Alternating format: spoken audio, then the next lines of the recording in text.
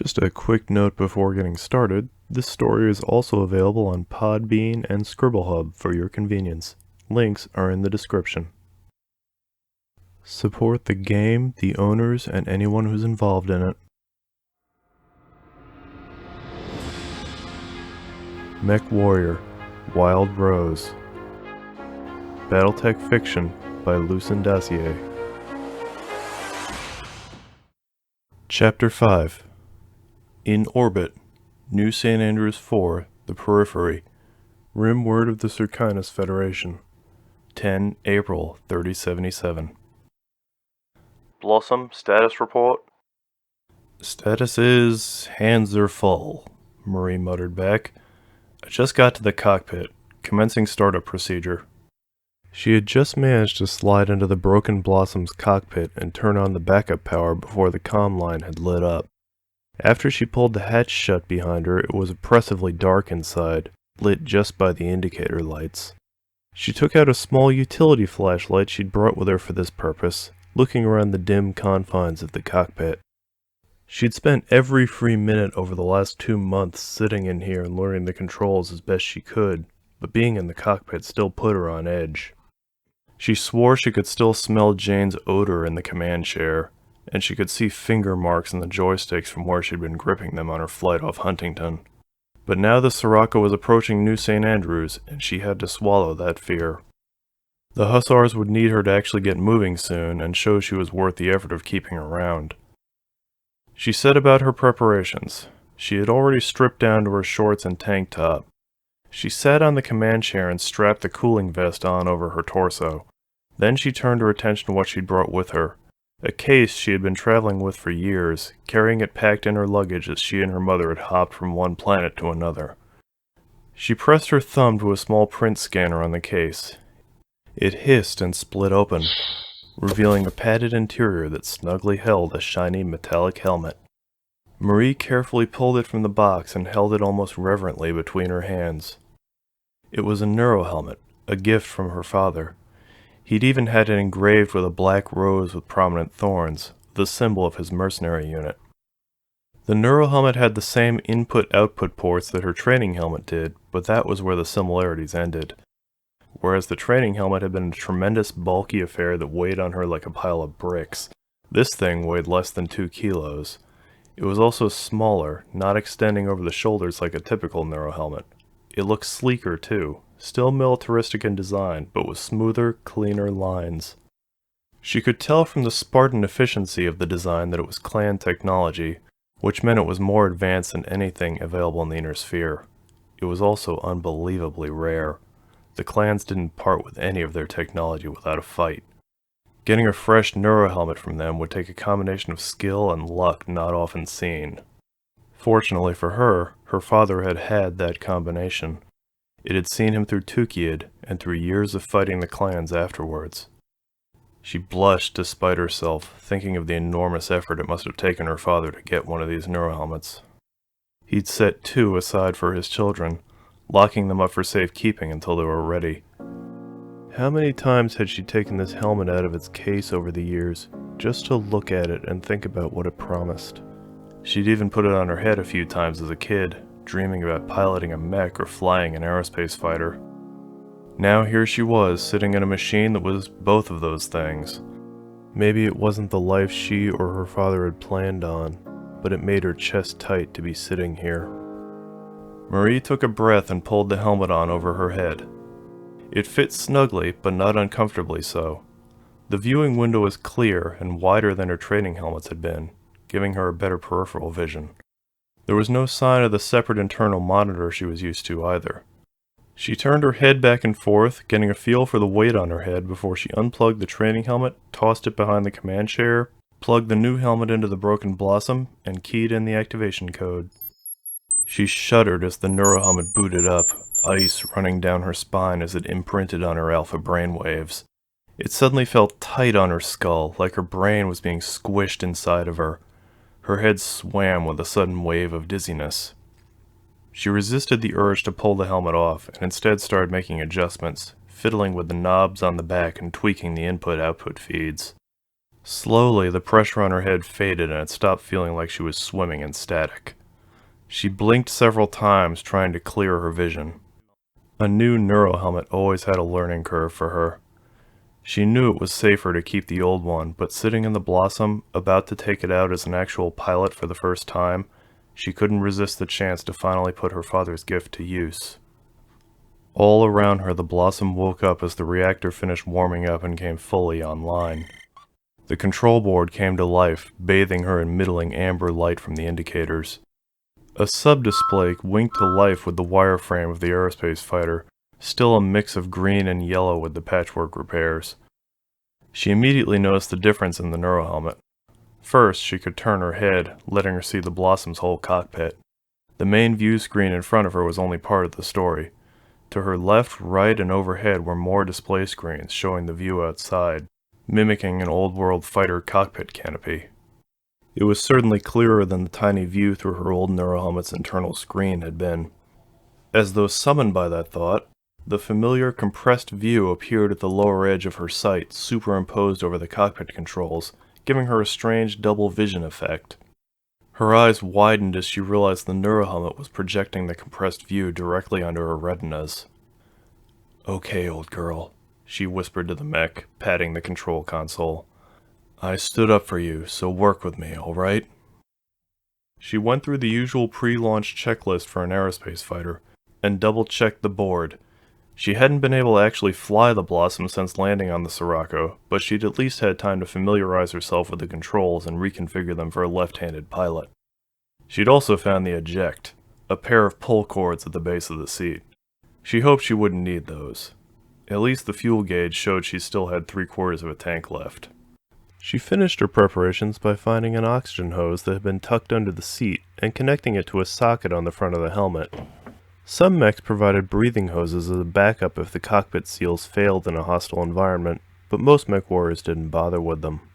Aerospace fighter pilots, on the other hand, almost always had a high-purity oxygen feed to help them power through high-G maneuvers. She appreciated that the Blossom included those hoses, and that she'd been able to find them while she'd been combing over the cockpit. "This is the Broken Blossom," she said into her helmet's mic. "Reactor is up, all systems are green." "Copy that, Blossom. Launch bay opening in 15. She did another full systems check, going through diagnostics of the Blossom's computer systems and double-checking weapons and fuel. Before she knew it, alarm klaxons were blaring outside, and the aerospace fighter bay depressurized. The huge bay door opened up ahead of her, and blast shields lifted into place behind her. "This is Blossom, confirming launch door is clear. Looks a lot cleaner than the last dropship we got kicked out of." The operator on the other end did not laugh at her joke, but she told herself it at least got a smile. "Roger, Blossom. Clear for launch in 50 seconds. The dropship was getting set up for its atmospheric entry, which was a delicate operation at best. It had to rotate to the right orientation to hit the atmosphere, switching from rocketing through vacuum to flying through air. Now on top of that, it had to give a good launch window to the aerospace fighter that the mercenary Lance was insisting on launching. It was standard procedure, Carradine had told the captain. Mercenary units had to have a procession, she'd said. It was part of the formal changing of the guard. It wouldn't do for their newest recruit to sit quietly in a hangar bay. Marie was sure the captain hadn't liked the extra maneuver, even more so for a pilot who had caused him so much trouble at the beginning of the trip. On the other hand, she thought, maybe he'll be happy to spit me out of his boat. 2, 1, launch, the operator's voice said in her ear. Marie nodded in response and pushed the throttle forward. She did not go to maximum thrust, a classic mistake of rookie pilots. They were still in vacuum, so with no atmospheric friction, going full throttle right out of the bay would send her halfway around the planet before she could course correct. A gentle boost got her clear of the Sirocco, which immediately rotated away, closing the bay door behind her. She flipped her middle finger at the image of the ship in her view. Good riddance, she muttered. The Blossom's landing gear retracted into the fuselage, jury-rigged front struts and all. With that secured, Marie set about making her own entry to New St. Andrews' atmosphere. This had been the second hardest part of aerospace fighter training, right after landing. She had done plenty of simulated entries, but only done the real thing a handful of times. She mentally crossed her fingers and tightened her grip on the controls. Much like when she'd been walking over land, the Blossom's computers were handling the complicated details. All Marie had to do was keep the craft on an entry vector displayed on the main screen, and not think about how deviating off that path meant she would either burn up in the atmosphere or plow into the planet like a meteor. She flew towards the planet, her eyes sweeping periodically over the board to make sure no alerts had come up. She also kept an eye on the Sirocco as it prepared for its own entry. It had switched from its belly thrusters over to its main rear engines, flying like a conventional aircraft on its stubby wings as it approached the planet's atmosphere. As Marie watched, the Sirocco's lower armor began to glow red with the heat of atmospheric entry. She followed alongside it, keeping the Blossom level as fire streaked past the cockpit. She did her best to stay calm, reminding herself that the armor on the craft had been built to withstand heavy laser fire, and its fusion engine was more than strong enough to control her flight in spite of things like wind resistance or gravity. After several tense minutes, the flame streaking past her faded and the screens cleared up, presenting her with a clear view of New St. Andrews. It was refreshing to see so much land below her. Huntington had been mostly water, with the planet's population squeezed into collections of archipelagos that were jokingly called continents. In stark contrast, New St. Andrews had broad green landmasses stretching out in all directions. From this altitude, Marie could see how the planet had been only partially colonized. The land was covered in dark green forests, broken up with swaths of large farmland standing out as a brighter green, dotted with towers that amplified the weak sunlight falling on the native crops that were thriving under modern farming technology. She noticed the aerospace fighter was handling more sluggishly than she remembered.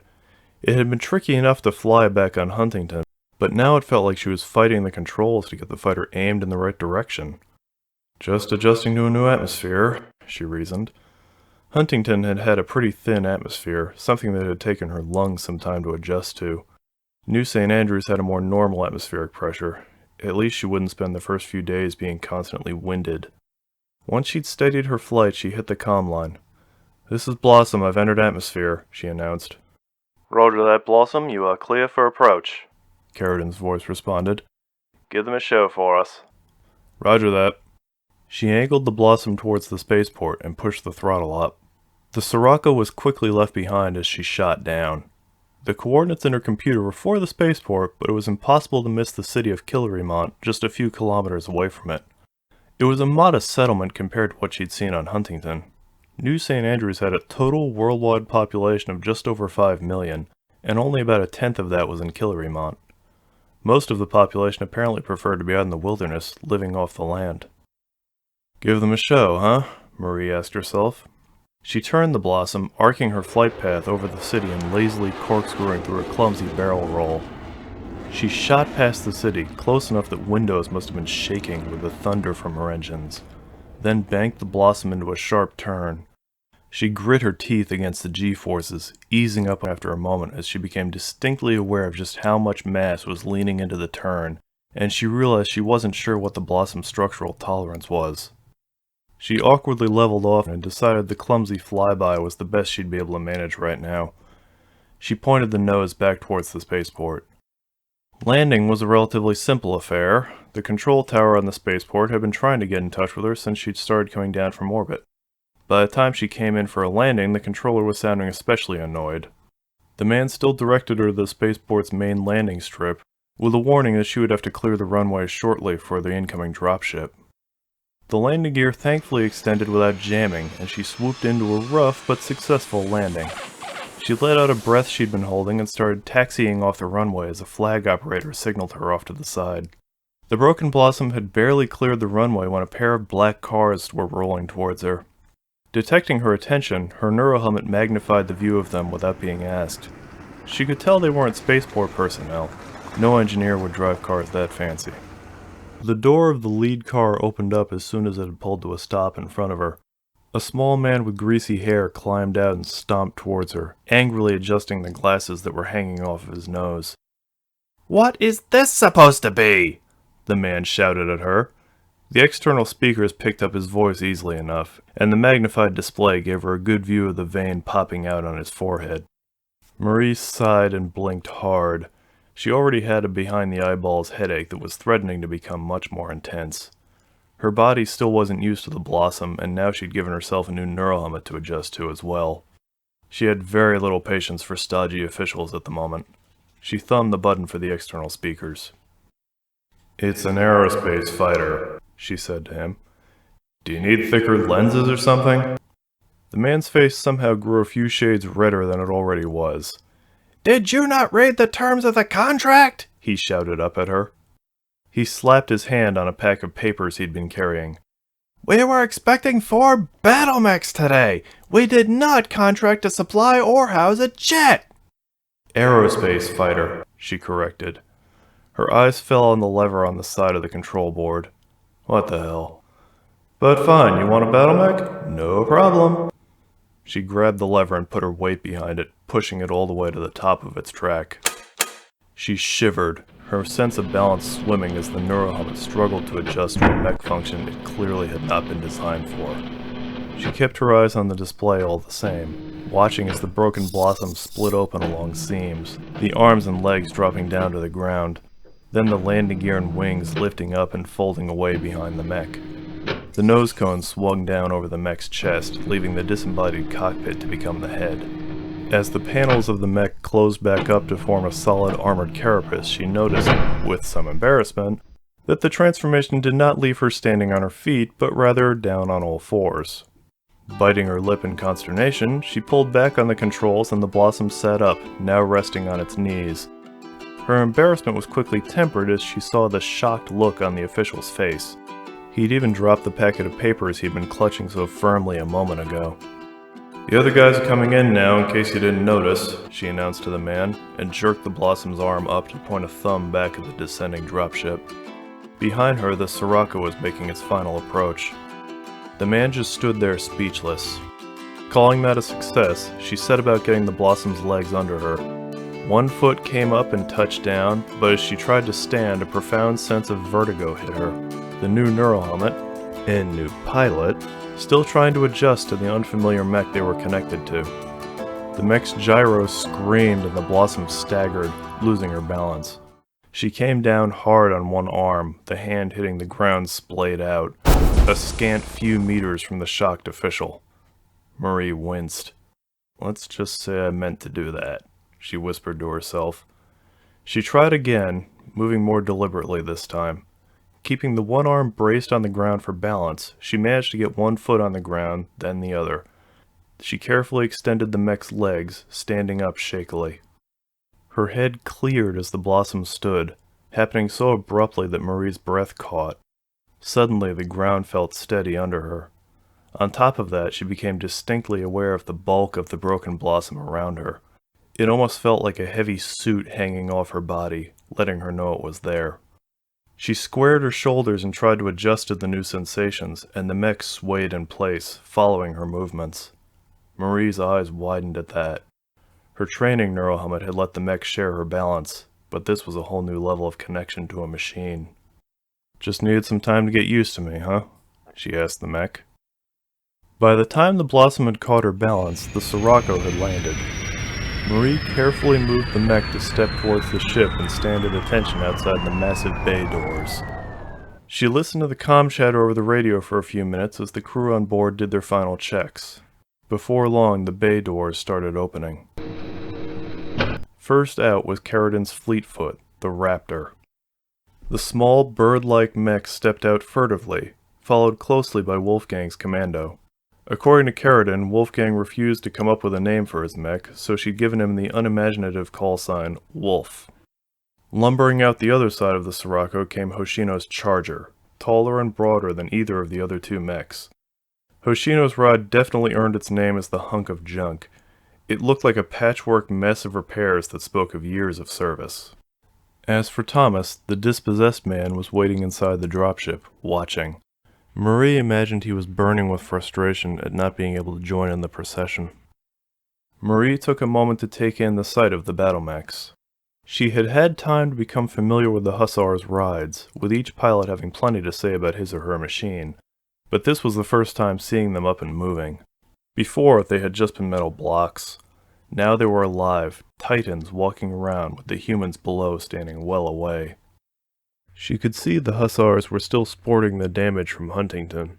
All 3 mechs had scars in their armor. Still, Carradine had them line up outside the dropship like soldiers standing for review. Taking that as a cue, Marie maneuvered the Blossom up to the group, trying to fall in line with the lance. The mech moved ponderously, Marie becoming uncomfortably aware of how she was sitting on top of 50 tons of moving parts balanced on a pair of legs. The gyro spun furiously under her as she moved, keeping her upright. She could feel the attention of the hussars on her, watching her try to walk. The display garnered some attention, at least. Marie noticed a lot of gawkers were staring at her and the other hussars' mechs from the ground. She looked down at the displays, reddening a little as she noticed the Blossom still had her old Hudson's Hammers paint job, dotted with obvious armor patches and sporting different colors than the rest of the lance. Even though the hussars' mechs were obviously damaged, next to them the Blossom looked second-hand. "All these hussars reporting for duty," Carradine announced from the Raptor. The suited official managed to recover himself and make his way over to the assembled battle mechs. After flipping through his papers, he directed them to a mech bay on one edge of the spaceport. The mech bay was surprisingly large. Marie counted enough hangars for a full company of battle mechs. At the moment, the hussars were the only mechs there. As Marie parked the Blossom, she wondered just what this job was going to entail. Chapter 6 Killeremont New St. Andrews 4 The Periphery Rim Word of the Circinus Federation 11 April 3077 The morning after landing, Marie was in the mech bay, sitting at the Blossom's feet with her new neurohelmet on a work table. Next to her was a set of tools, a cooling cup of coffee, and a bottle of painkillers. The behind-the-eyeballs headache from yesterday had matured into a full splitting migraine by the evening, leaving her dizzy and sick to her stomach. She'd gotten the relief of a few hours of fitful sleep before waking up with her head still throbbing. The sun had not been up yet, but she'd known it was pointless to lie in bed any longer. So she'd gotten dressed and headed out to see the Blossom. To see my mech, she'd thought to herself, liking the sound of it. The Blossom's true nature looked so obvious to her now. In the mech bay on Huntington, she'd thought it was just a funny-looking phoenix hawk. She'd mistaken the folded-up wings as extra armor plates protecting the back thrusters. Now she couldn't see how anyone could miss what they were. The extra joints were right there, after all. She shook her head at it. Just a design no one expects anymore, she thought.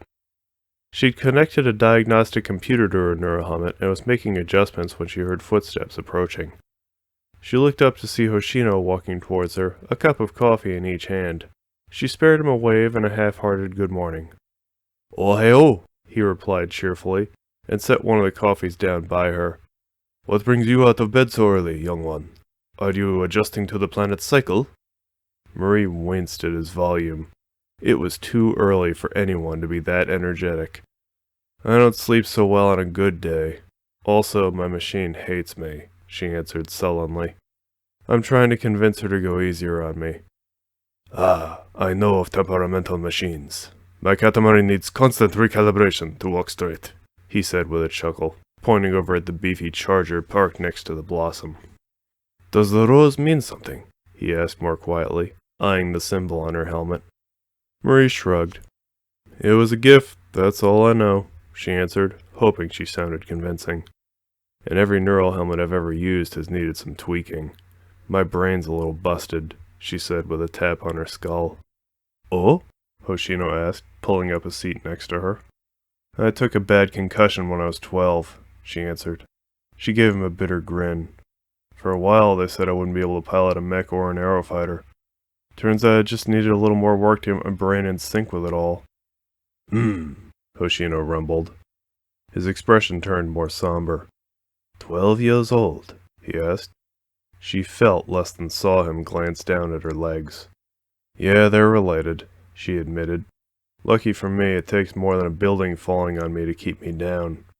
"That much I figured out for myself," Hoshino said. He turned his attention to the Blossom, looking the mech over. "I do not know what I would do if I were thrown out of a dropship in a mech that decided to stop being a mech halfway down." "You would have been able to find the eject," Marie said. "Me, I didn't know what was what. All I could remember was the first rule of aerospace piloting. If it's not flying, you need more thrust. Hoshino laughed at that. Wise words, to be sure. You will have much to teach us about flying machines. He took a drink from his coffee and went quiet for a few seconds. How is mercenary life working for you and your mother so far? Marie shrugged. I only just landed. Give me a few days before I really screw something up. Hoshino laughed at that. It was an honest laugh, not polite or forced. It was enough to lower Marie's guard a little bit. The trip to the planet had taken 2 months, but in between learning the Blossom's controls, triple-checking the repairs, reading employment forms, and keeping her mother company, she hadn't had much time to talk with her new teammates. She appreciated that Hoshino was making an effort, so she decided to say a little more.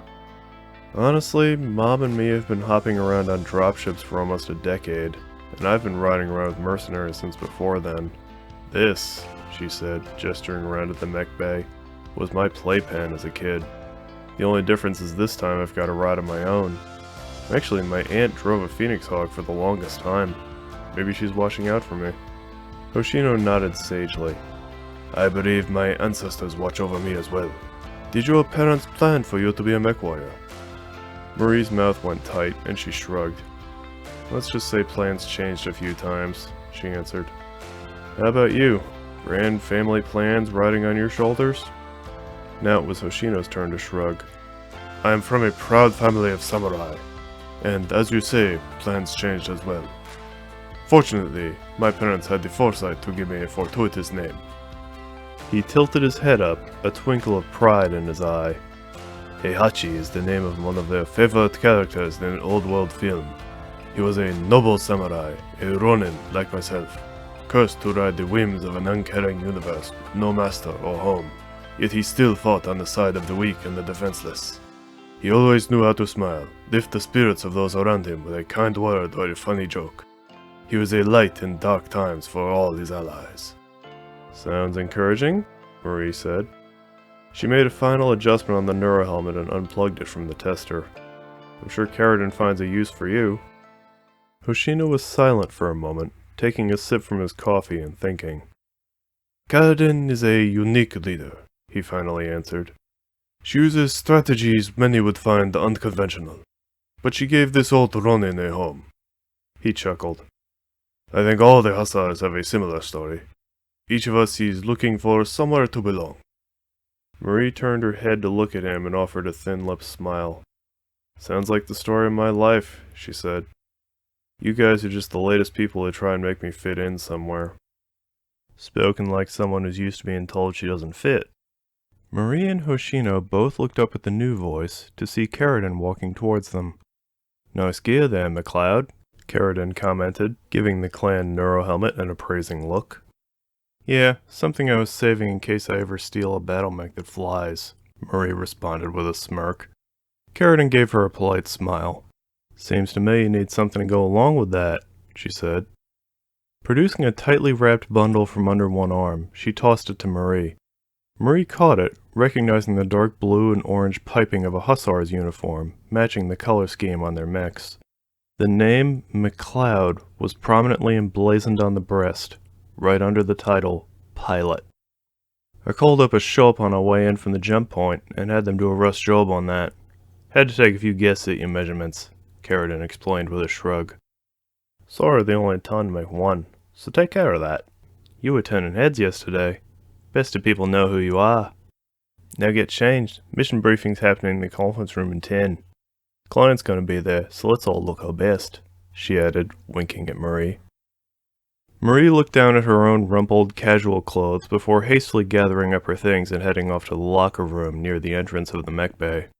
Inside, she found a locker bearing her name scribbled out on a piece of tape. She changed quickly, taking a minute to get used to the feel of the fresh uniform before stowing her clothes and neurohelmet in her locker. She noticed that her uniform was a simpler cut than the other hussars, and reasoned it was the best the local shop had been able to do. Hoshino was waiting outside of the locker room for her. He made small talk as he led her out of the mech bay and to the conference room in the Spaceport Administration building. Wolfgang was already there, standing with his shirt half unbuttoned. In contrast to him, Carradine looked completely put together, not a hair out of place. She glanced briefly up from her datapad as Hoshino and Marie walked into the meeting room. "All right, hussars, fall in," she said to them. "Wolf, straighten that up." Wolfgang shrugged and grudgingly started buttoning up his shirt. Marie fell into line alongside Wolfgang and Hoshino, standing up straight and squaring her shoulders just like she had seen countless other mech warriors do when being addressed by their commander. Carradine gave Marie a brief nod in appreciation of her formality. They stood at attention in silence for a few minutes before the door opened. Thomas walked in, stiffly turning to hold the door for the two men that followed him. One was tall and muscular, the other was small with dark, greasy hair.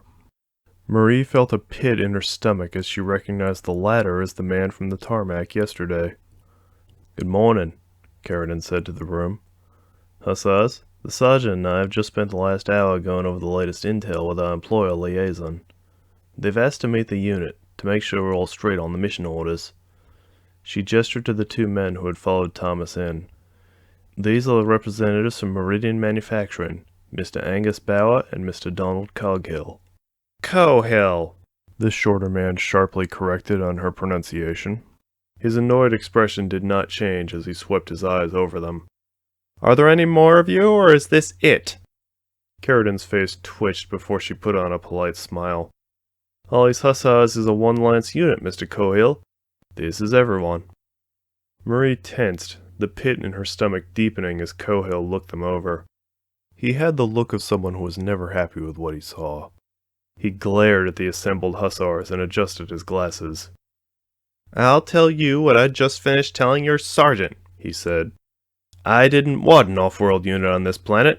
Meridian has its own defense force in place, and it's been keeping the peace on this planet for years without a problem.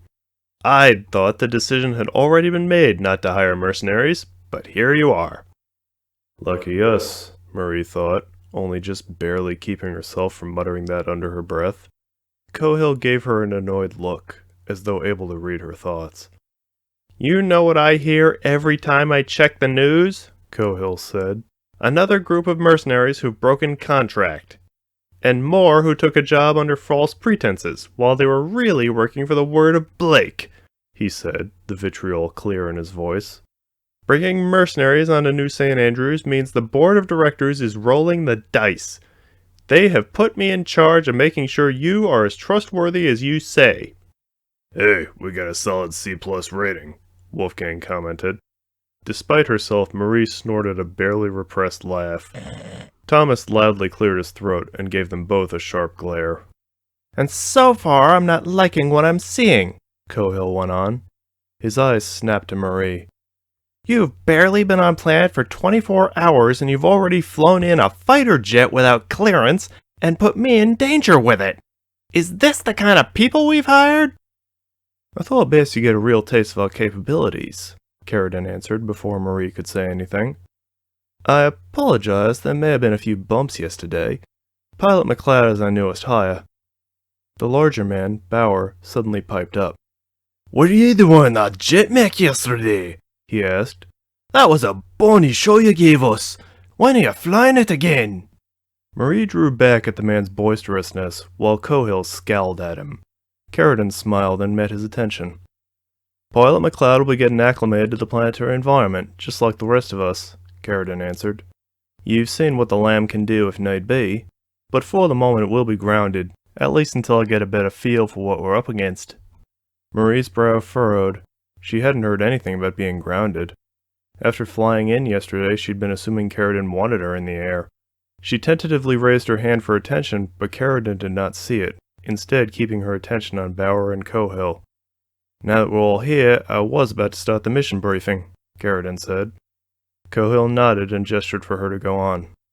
"So our client is Meridian Manufacturing, the biggest business here on New St. Andrews," Carradine began. "They took over the production lines for Scorpion and Vedette tanks a decade ago, and have been doing good business arming this planet and its neighbors against raiders and pirates. More recently, they've been getting into battle mech production. They've just about got the kinks worked out on their flagship model, a light mech they've named the Arbiter. Meridian is billing it as a pirate buster, and lately they've gotten the chance to test that claim. In the past month, there's been a serious ramp-up in pirate activity in nearby systems. We were originally hired to reinforce and train the security teams on planet, with an option to ship off to neighboring systems for some pirate hunting. But the situation's changed while we were en route from Huntington. A couple weeks ago, a dropship with no IFF signature entered the New St. Andrews system from a pirate point and landed out in the wilderness. It lifted off about an hour later and burned hard on its way out. By all indications, it was on planet long enough to unload a decent-sized raiding party. Meridian security forces have intercepted a couple of light mechs so far, but by all indications the raiders have plenty more forces in the woods, and they've already started hitting isolated targets. So we're going to be skipping straight to the pirate hunting part of our contract. Wolfgang grunted. How bad are we talking? Answering that question is part of our marching orders, Garrison answered, an unimpressed look on her face. The best we have to work with right now is scattered reports from security forces and long-distance sensor sweeps. What kind of dropship was it? Marie asked. That would be the bad news, Garrison answered. According to initial reports, the dropship that came in was an Overlord class. The rest of them tensed, and Marie didn't blame them. An Overlord was a frightening beast, able to hold a full battalion of 36 battle mechs and half a dozen aerospace fighters, along with support staff for both. On top of that, the dropship itself was a mobile fortress, loaded with enough guns to hold off a whole company of battle mechs on its own. Wolfgang let out a low whistle. That's not a raid, that's a goddamn invasion force. Carradine held up a hand placatingly. It's safe to assume they didn't deliver a full battalion. By the reports I've gotten from neighboring systems, SOP for this particular band of pirates is to make a quick pass on the planet to drop off a raiding team. Then the dropship leaves for another planet, where it drops off another raiding team. Rinse and repeat a few times, then the dropship circles back to pick all the teams up. The raiding teams are in charge of hitting targets and setting up a dust-off point for when the dropship comes back for them. The dropship is unseen, except for when it comes and goes, Hoshino commented, nodding. Perhaps these pirates ride aboard a ghost. Carradine ignored the attempt at a joke. Overlords aren't easy to come by out here in the periphery, so they're getting their money's worth out of this one, and going out of their way to keep it safe from return fire. Basic understanding for each raiding team is have an LZ ready for us or get left behind. So expect people who fight like they're cornered, because they basically are. She paused, giving that a minute to sink in. Now, Meridian security teams will be focusing on protecting their manufacturing plants. Our job is to go out into the woods and sweep for whatever that dropship left behind. Marie did her best not to flinch at the order. Go out and look around seemed like a very vague order, especially when there could be as much as 3 companies of battle mechs out there. When do we expect this Overlord to be coming back? She asked. It left a couple weeks ago. Factor in jumps to other systems and time for the jump ship to recharge in between, and I'd say we've got 2, maybe 3 months before it jumps back in system. Marie blinked. The pirates leave their teams on planet that long? She asked. Pirate Buster's not up to doing some real busting, Wolfgang muttered. Cohill's expression darkened as he glared at the man. Meridian has an 8-month backlog on new arbiters. Dedicating enough of our machines to fend off these raiders means delaying our shipments even more. The cost to company goodwill alone would be too much to justify. Remember, people, this is the periphery, Carradine added on, cutting off Cohill from saying more. They don't have house militaries or huge mercenary units to rely on for garrisons. Meridian might have the metal on hand, but they're not a McWarrior Academy, she said with a nod at Cohill. They don't have the manpower to go scouting through thousands of square kilometers looking for pirates. And the pirates know that. They've landed expecting they've got the upper hand and can do as they please until their dropship's ready to come back for them. That's why we're here. Meridian wants to turn the tables, and they're paying for our experience with these kinds of missions. Cohill drew back a little at the interruption, but then nodded in grudging agreement. Yes, that's it exactly.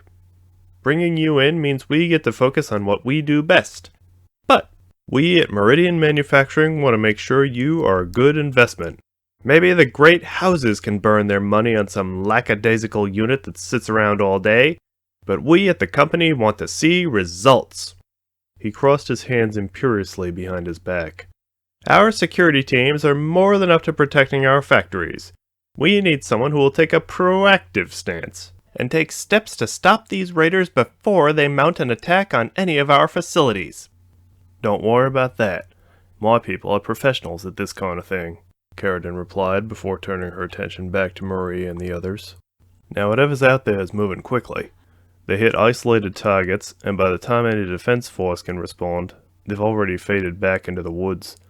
Meridian's security team is doing its best playing defense, but as Mr. Cohill says, they want someone more proactive. So it's on us to show them the hussars are fast enough to intercept these raiders. That goes double for our new blood, she added on as she turned her attention to Marie. Don't expect me to go easy on you, McCloud. You made a hell of an entrance, but I need to know you can keep up with us. Ready for whatever you've got for me, sir, Marie answered. I've seen my fair share of rough days. It'll be nice to be the one handing out the trouble instead of taking it. Carradine gave her an approving look. See, that's the attitude I need to hear from all of you. Wolfgang got an irritated look on his face, but Hoshino shot Marie a smile. The youngest often try the hardest, he said. I think McCloud's son will be an excellent addition. Wolfgang grumbled in annoyance. Alright, the kid's excited and all, but what about the Sarge? He gonna be riding around in a jeep while we're tromping through the woods? Thomas can handle himself, Carradine answered. I will say that salvage rights on this contract is solid. We get to keep a big chunk of anything we bring down. So if we find him a new mech out here, great. Until then, he's gonna be riding shotgun with one of you. Thanks for volunteering your back seat, Wolf. Wolfgang crossed his arms and smirked at Thomas. You better bring a breather mask along. I like me some good breakfast beans. Hoshino laughed at that, while Marie rolled her eyes. She sympathized with Thomas. Battlemech cockpits were far from spacious, and they were quickly filled with the smell of body sweat and damp breath, especially with two people squeezed in. She made a mental note to double up on her deodorant routine and find a decent air freshener for her cockpit in case Thomas ever got assigned to her. Carradine looked to Thomas. Sergeant, break down the mission specifics for us. Thomas nodded. There are multiple high-value targets we can assume the pirates will try to hit. Primary targets include our employer's 3 manufacturing plants. Apparently, they're all working around the clock to build the Arbiter, which makes them prime targets for any pirates looking for spare mech parts. As for secondary targets, we should watch the mountain ridge going north-south on the main continent for any mining operations. Pirates want to go home with bags of rocks? Wolfgang asked skeptically. New St. Andrews mountain ranges are rich in titanium ore and palladium, Cohill answered, cutting off Thomas's reply. They're both key elements in Battlemech production, and we have been protecting them for years. Also, that Overlord might even have manufacturing facilities on board. If they find any ore out here, they could refine it in flight, Marie interjected. She paused, seeing how they had all turned to look at her with expressions ranging from annoyance to surprise. I saw a dropship with an onboard foundry once. Made the lower decks hot as hell, but they could fabricate Battlemech parts right on board. As you can see, my people understand the situation out here, Carradine said to Cohill. Just like we understand the mountain ranges are big enough that it's impossible to guard the whole area. If this raiding team brought the right equipment, they could do very well for themselves pulling out bags of rocks to take home. What are you going to do about it then? Cohill asked her. The plan is to do what we do best, Carradine answered confidently. Hussars like to move. We will be patrolling through the likely targets. The raiders are working with limited supplies and no backup, so we can assume they're very skittish about seeing battlemechs on their sensors. We keep moving and make sure we're seen, and the raiders will be off balance. They shouldn't have time to make any serious strikes. If we keep up the pressure, someone's bound to make a mistake. And as soon as they give us an opening, we'll take them down. Aye, that's what I wanted to hear from you, Bauer said proudly. He smiled a practiced smile that flashed his blindingly white teeth. Soon as me mech arrives, I'll be ready to mount up and kick some arse with all of ye. Carradine returned the smile. I'm sure Meridian security forces are lucky to have you, Mr. Bauer. Mr. Bauer is not on the Meridian security team, Cohill said, annoyed. He is one of our test pilots. The company has decided that even if we are hiring mercenaries to deal with these pirates, this still represents an unprecedented opportunity to show the periphery what the Arbiter can do. That is why Mr. Bauer will be accompanying you on your operation. Marie felt the mood shift in the room. Thomas, standing behind Bauer and Cohill, looked like he'd just been forced to swallow something slimy and still alive. The rest of the hussars managed to keep their composure. Carradine and Wolfgang stayed stone-faced, while Hoshino cracked a forced smile, though Marie could almost hear the man groaning internally. For his part, Bauer looked proud. "It'll be a damn pleasure to be working with ye," he said. "You'll all be trying to keep up with me once I get out there." Mr. Bauer is our most skilled test pilot, Cohill added on. No one knows our arbiter better. Carradine was visibly clenching her jaw, but managed to smile. "We'll all be looking forward to seeing what you can do," she said politely. "Sergeant, what's our unit readiness?" Thomas straightened up as Cohill glanced at him. "Still doing maintenance checks," he answered. "We've got some repairs to make before we're back up to 100%, though." "That's what I thought." Carradine looked at Cohill and Bauer. "We had a rapid withdrawal from our last deployment, and unfortunately the dropship we took here wasn't equipped to do anything beyond superficial repairs en route. I'm sure you understand. We need some time to get ready before we move out." Surprisingly, Cohill did not look annoyed at this admission. Instead, he merely nodded. "That is fine," he said. "We are preparing Mr. Bauer's mech for deployment at the moment. We expect it to arrive in another week. In the meantime, I am authorized to let you know Meridian allows you to use the repair facilities here at the spaceport." Carradine made a noise of acknowledgement. "Sounds like more than enough to get our machines in order. Pass my thanks along to your superiors." "A week, sir?" Marie asked skeptically. From what she'd seen of the hussars' mechs so far, a week would be barely enough time to get them back in fighting shape. Carradine glanced back at her. "Less time than that, pilot. You better get ready quick. We've got some new equipment to break in and make sure it can keep up." Marie raised her eyebrows at being called equipment, but held her tongue. Out the corner of her eye, Marie could see Hoshino and Wolfgang exchange a glance, then look at her. When Marie returned the attention, Hoshino abruptly looked away, while Wolfgang smirked. She ground her teeth at the look, and wondered what she was being left out of. "We'll be deploying for manufacturing plant Alpha as soon as our liaison's mech arrives," Thomas was saying. "In the meantime, here's your assigned reading material." He stepped forward, passing out data chips. "That covers the topography and atmosphere of this hemisphere," he explained. "I expect you all to know this area like the backs of your hands before we move out. No one's tripping over tree roots on my watch." "McCloud's already seen the aerial view," Carradine added. "I'll bet she's ready to get out there and take care of business." Marie managed to smile at the compliment, but she was also trying to keep her balance as she was suddenly lightheaded. Her heart was accelerating at the thought of being deployed against a mystery force that could strike from anywhere. She had to hope she was ready, because she got the feeling she wouldn't get many second chances.